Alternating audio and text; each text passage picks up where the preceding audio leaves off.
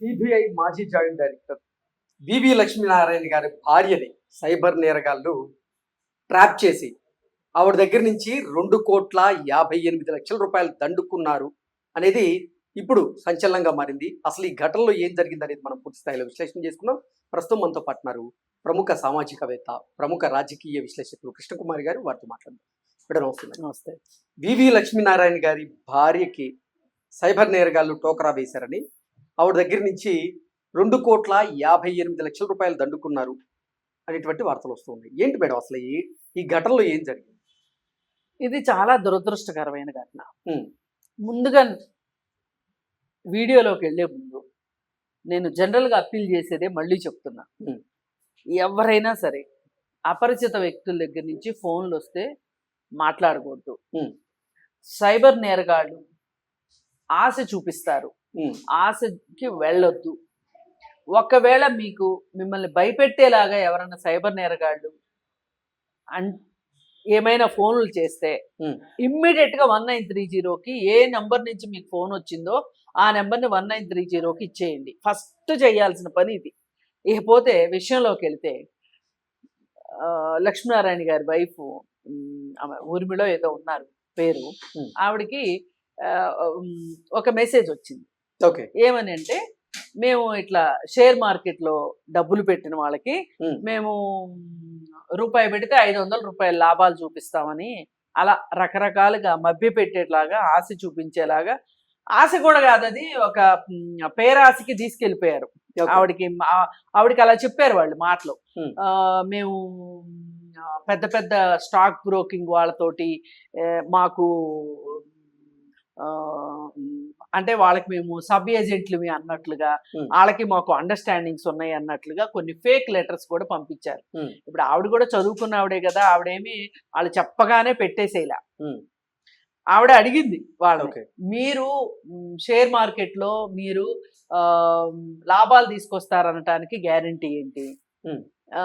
లేదు, మీరు పలానా వాళ్ళతోటి మేము షేర్ మార్కెట్లో వాళ్ళకి అనుసంధానమై పనిచేస్తున్నాం అంటున్నారు, వాళ్ళకి మీకు ఉన్న లింక్ ఏంటి? ఇలా అడిగితే వీళ్ళు ఏం చేశారంటే, ఇప్పుడు ఏముంది, సీల్ తయారు చేయటం ఎంతసేపు, ఒక లెటర్ మీద కావాల్సినట్టుగా టైప్ చేసి పలానా స్టాక్ బ్రోకింగ్ బోర్డు ఉన్న ఏంజిల్ బ్రోకింగ్ అని, జైస్వాల్ ఇవన్నీ స్టాక్ బ్రోకర్స్ ఉన్నారు కదా, వాళ్ళు నమ్మకమైన వాళ్ళకి మేము ఏజెంట్లుగా పనిచేస్తాము అని చెప్పి వీళ్ళు చెప్పి నమ్మించారు ఆవిడ.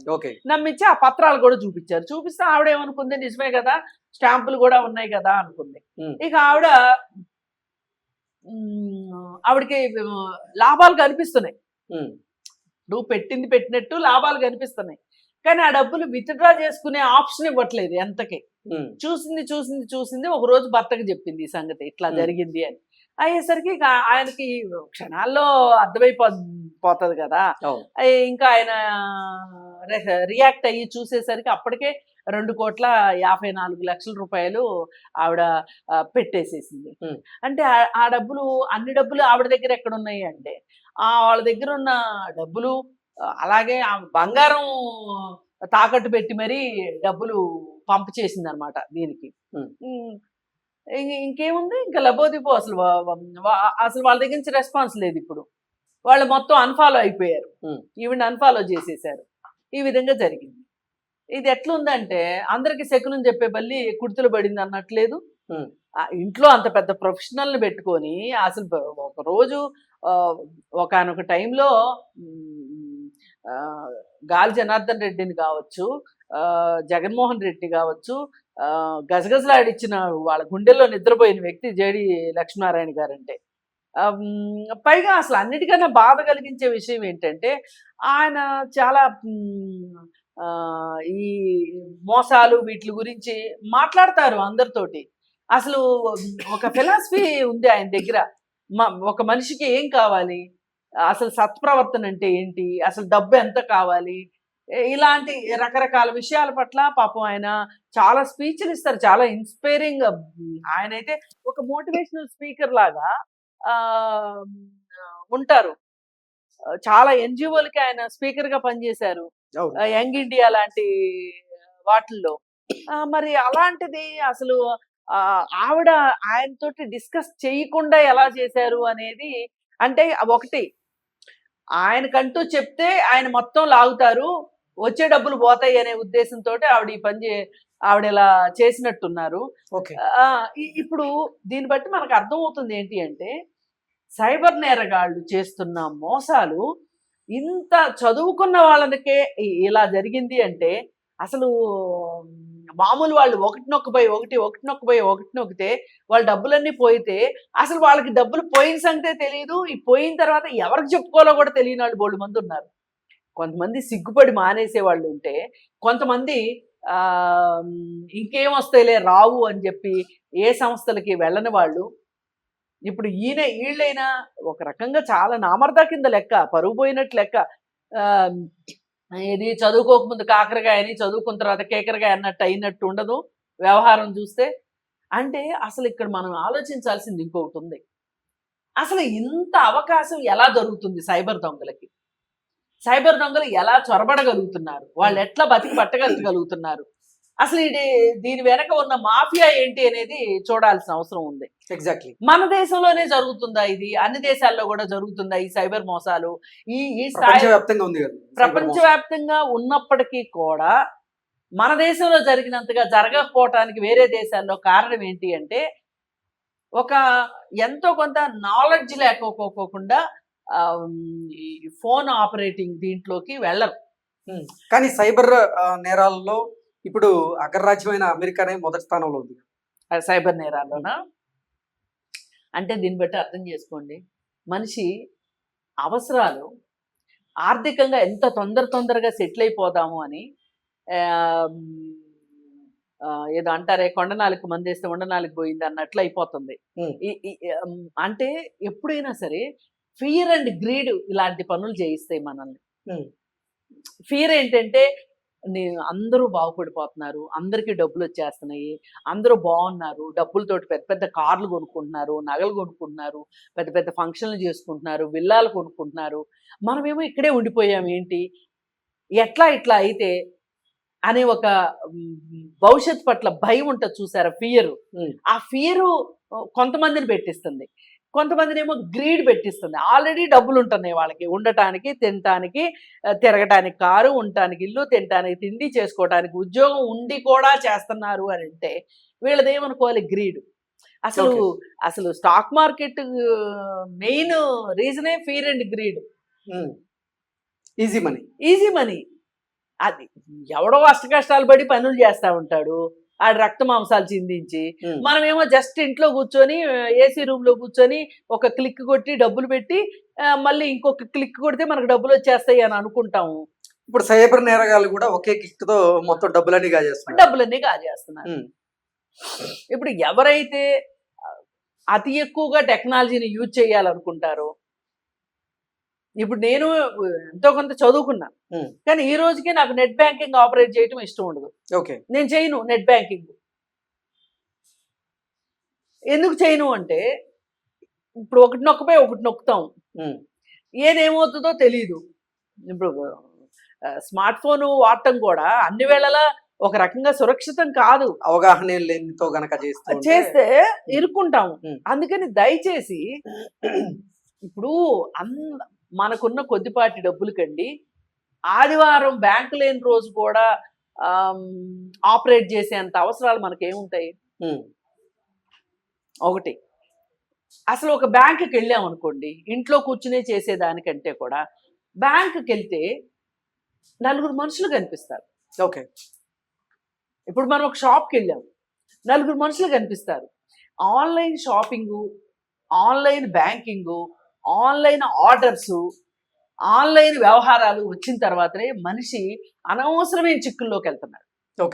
మనం ఇప్పుడు ఈ సైబర్ నేరగాళ్ళు లక్ష్మీనారాయణ గారి ఇంట్లో డబ్బులు కొట్టేసింది ఒక చేదు వాస్తవం అయితే, మనకు మామూలుగా మన నిజ జీవితంలో ఇవాళ సామాన్యులు ఎదుర్కొంటున్న సమస్యలు ఈ 4-5: ఆన్లైన్ షాపింగ్లు, ఆన్లైన్ బెట్టింగ్లు, ఆన్లైన్ చెల్లింపులు, అట్లాగే ఆన్లైన్ ఫుడ్ డెలివరీ, ఆన్లైన్ ఇవన్నీ కూడా అసలు ఇవన్నీ చేయకుండా కూడా ఒక మనిషి బతకొచ్చు. ఓకే. నిజంగా అంత తీరిక లేని పరిస్థితుల్లో ఉంటున్నామా మనం ఇవాళ ప్రతి ఒక్కళ్ళు ఆలోచించుకోవాలి. ఇవన్నీ చేసేవాళ్ళు కూడా, అంటే నేను మనుషుల్ని వెనక్కి నడవమని నేను చెప్పట్లేదు, నడవండి కాదనట్లేదు. కానీ మనం ఆర్థికంగా చితికిపోయేటట్లు, ఆర్థికంగా నష్టపోయేటట్లు ఇవాళ ఇప్పుడు 2,54,00,000 సంపాదించడం అంటే చిన్న విషయమా చెప్పండి. ఇప్పుడు 10,000 కూడా మామూలు మనుషులకి 10,000 కూడా చాలా ఎక్కువే. హార్డ్ అండ్ ఎర్న్ మనీ అది కాస్త పోగొట్టుకోవటం. ఈ సెల్ ఫోన్లు వచ్చిన కొత్తల్లో ఎలా ఉండేదంటే ఈ ఈ స్మార్ట్ ఫోన్లు కూడా కాదు, నోకియా ఫోన్లోనే ఏమంటే ఈ నెంబర్ నొక్కితే ఈ పాట కావాలంటే ఈ నెంబర్ నొక్కొచ్చు అనేది ఉండేది. పాప మా డ్రైవరు దాదాపు 10 సార్లు డబ్బులు పోగొట్టుకున్నాడు. ఏంటి అంటే వాళ్ళకి ఇట్లా డబ్బులు రీఛార్జ్ ఫోన్లు కదా అప్పుడు, రీఛార్జ్ డబ్బులు పోతాయని తెలియదు. పాటకు 25 రూపాయలు డబ్బులు వేయటం పోవటం జరుగుతుంది. అసలు ఏం జరిగింది అని చెప్పి చూస్తే ఇది తేలింది. ఇప్పుడు నీ కాలర్ ట్యూన్తో ఏం పని నీకు? ఈ పాట కాలర్ ట్యూన్లో లేకపోతే ఏమవుతుంది అని అంటే, అండి కొత్త వస్తువు ఒకటి మన చేతిలోకి వచ్చింది, దాన్ని ఎట్లా గట్లా వాడి చూడాలి. ఓకే. ఈ ఉత్సాహమే ఏదైతే ఉందో, ఈ అతి ఉత్సాహం చూసారా, ప్రమాదంగా మారుతుందా? అదే ప్రమాదంగా మారుతుంది. ఇప్పుడు ఈ ఆన్లైన్ మోసాలకు కానీ ఈ సైబర్ క్రైములకు కానీ అదే కారణం. ఓకే. అసలు మన దగ్గర ఆ ఉత్సాహం లేదనుకోండి, అసలు ఇంత జరిగే అవకాశం లేదు. ఇప్పుడు ఏంటి వివి లక్ష్మీనారాయణ గారు ఈ అంశంలో పోలీసులను ఆశ్రయించారా? ఏం జరిగింది? కేసు పెట్టారు. ఇప్పుడు వాళ్ళు ఇప్పుడు పైగా ఇంకోటి ఏం చేశారంటే, మనం అసలు ఒక పాయింట్ మిస్ అయ్యా నేను. ఇప్పుడు ఈ పలానా అతను ఎవరైతే ఈ మెసేజ్ వచ్చిందో అతని వల్ల నేను చాలా డబ్బులు సంపాదించాను అని చెప్పి ఇంకొకళ్ళిద్దరు ఆ వెబ్సైట్ లో మెసేజ్లు పెట్టేవాళ్ళు. అది కూడా వాళ్ళ మనుషులే. ఇంతకీ వీరు స్టాక్ బ్రోకర్సా లేదంటే సైబర్ నేరగాళ్ళే?